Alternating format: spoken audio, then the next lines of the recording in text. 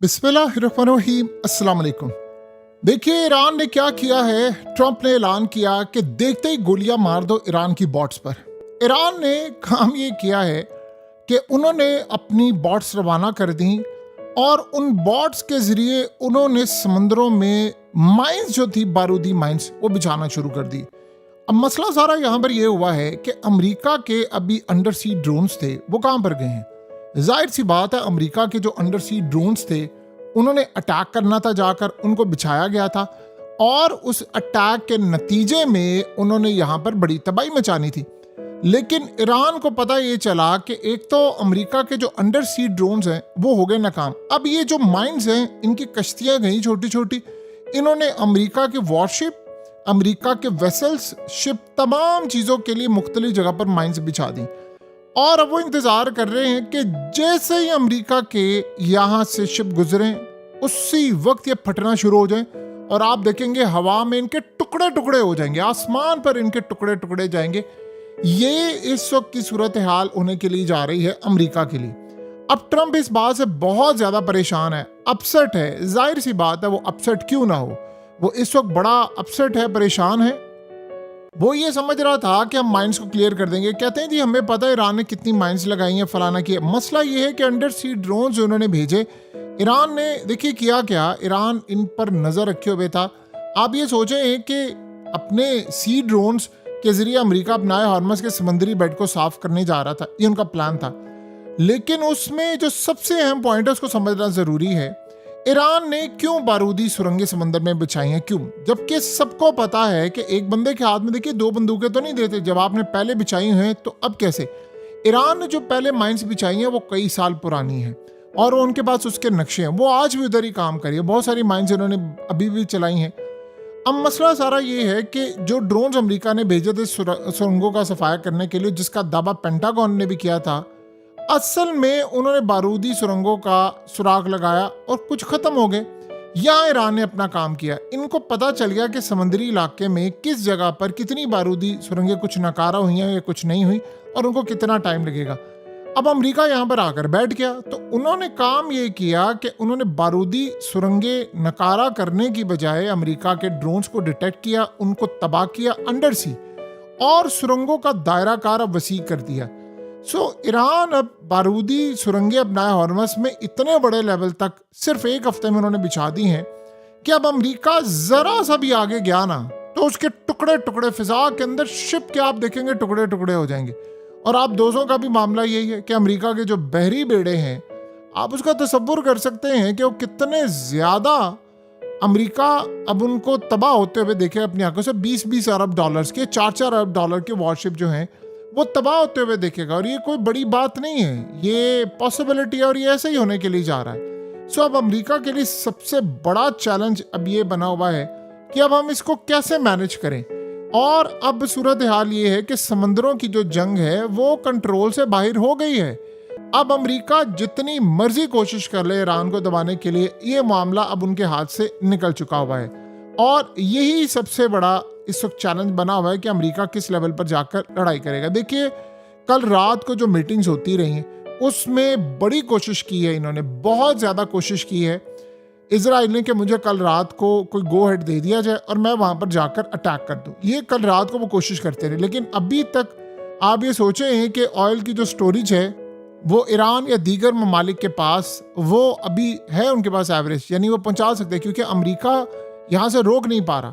सबसे बड़ा challenge America के लिए बना हुआ है कि माइंस को कैसे अब ढूंढना है, क्योंकि एक भी माइन फट गई ना तो अमेरिका का 4 अरब डॉलर का वॉरशिप और 15-20 अरब डॉलर्स के मुकम्मल तौर पर पैसे जो उन्होंने लगाए हुए हैं एयरक्राफ्ट कैरियर पर या दीगर पर, वो तबाह हो जाएंगे। और फिर अमेरिका का जो जहाज़ है वो कहता है जी आप यहाँ पर आकर दिखाएं, हम देखिए आपके साथ करते क्या है। अमेरिका के लिए बहुत बड़ा चैलेंज है। समंदरों में वो धंसता चला जा रहा है, सी बेड के अंदर उसकी तबाही का इस वक्त समान है। बड़ी मजे की और इंटरेस्टिंग डेवलपमेंट है कि तकरीबन आप समझ लें कि थोड़ी देर पहले ईरान का एक बल्क कैरियर था शिप, और वो राइस लेकर जा रहा था, चावल और दीगर चीजें।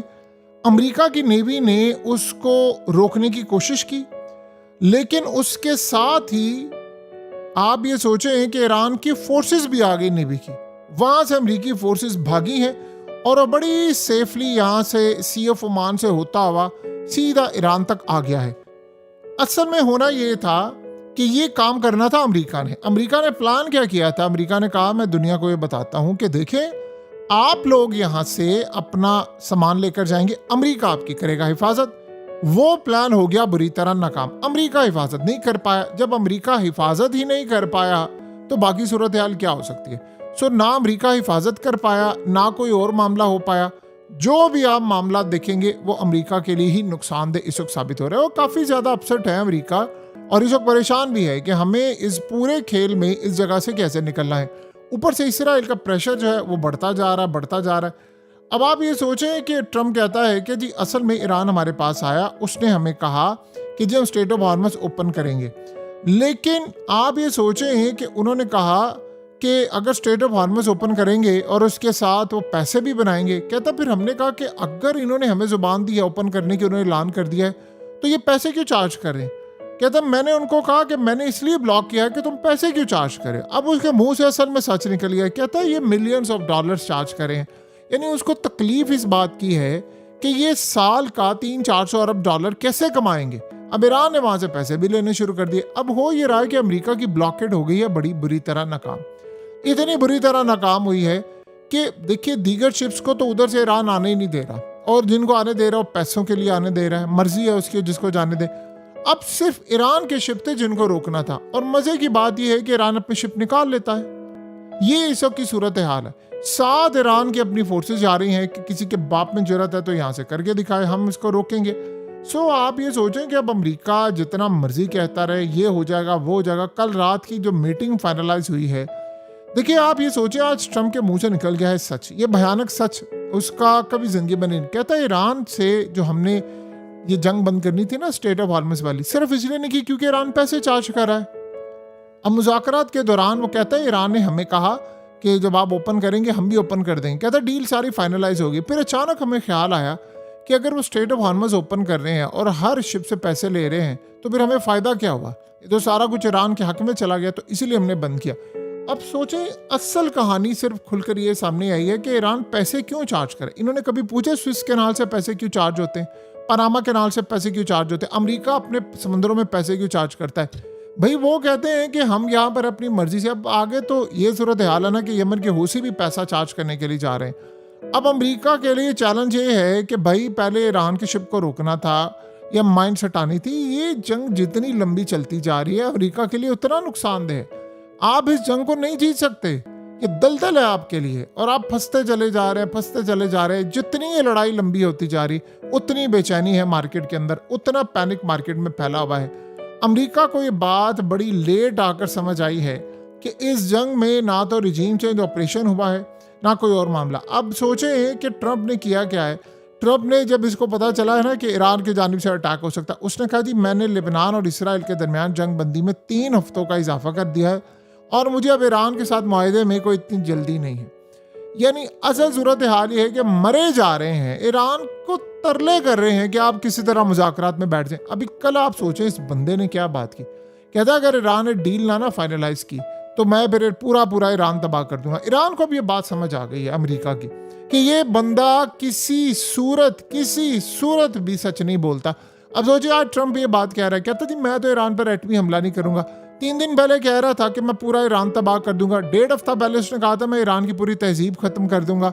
और फिर दुनिया भर में बात होना शुरू हो गई कि ईरान से हर सूरत हमें यानी पूरे मामला तय करने और अमेरिका से कोड्स लेने, यानी ट्रम्प से आप कोड्स लेने, न्यूक्लियर तैयार के बंदा पागल हो चुका हुआ है, ये किसी को भी उड़ा सकता है। ये असल में मामला हैं जो हमें नजर आते हैं। बहरहाल अब अमेरिका कहाँ तक जाता है, उसका मामला क्या होता है, ये तो उसको अंदाजा हो जाएगा। कल रात को जितना इसराइल ने प्रेशर दिया अमेरिका पर और कहा कि नहीं आप हमें अटैक की इजाजत दें, हमने आज अटैक करना है, बड़ी कोशिश की इन्होंने, बड़ी कोशिश की। लेकिन उस वक्त हालत ये है कि जब ये इनको पता चला कि भाई अटैक की आप कोशिश करेंगे तो समुद्रों में बड़ी तबाही है, हम क्या करेंगे। ये पहली दफा ऐसा मामला हुआ है कि अभी तक इजराइल को ग्रीन सिग्नल नहीं मिला, मिलना उसको है। ईरान ने कल रात को जिस तरह अपने डिफेंस सिस्टम टेस्ट किए हैं वो क्लियरली नजर आ रहा है कि अमेरिका के जो F-35 हैं और इजराइल के F-35 इस दफा उन्होंने हिट करके उनको चाहेंगे, पूरी वो कोशिश करेंगे कि वो ईरान में गिरे। ये भी असल में वो तैयारी करके बैठे हुए हैं कि जब ये सारे का सारा मामला होगा तो हम इनको तबाह करने के लिए अपनी आखिरी हद भी क्रॉस करेंगे।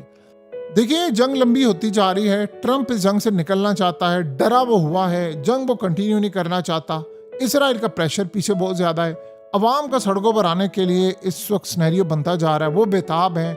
नेशनल गार्ड ये डिप्लॉय कर रहे हैं। सारी चीजें जब हो रही हैं तो बताएं अमेरिका फिर कहां पर जाएगा और क्या सिनेरियो बनेगा। लेट्स सी, अब देखते हैं कहां तक मामला जाता है।